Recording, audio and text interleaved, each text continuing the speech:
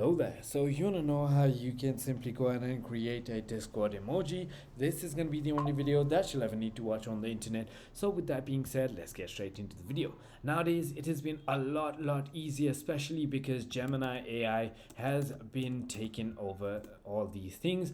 You can simply go ahead and create as many emojis as you want. So for example, you can simply go ahead and ask it to help me create a Discord emoji pack.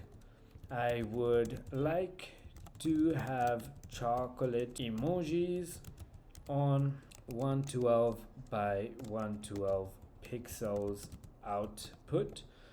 Now, if you simply go ahead and write that, then it's going to simply go ahead and provide you your Discord emoji. You can simply go ahead and customize even by adding your photos if you want to. You can also add a bunch of different things. So let it just go ahead and create a little emoji. As you can see, it's already started providing me a bunch of emojis. So I'm simply going to go ahead and simply tell it a prompt for a specific art type, and then it's simply going to go ahead and create one.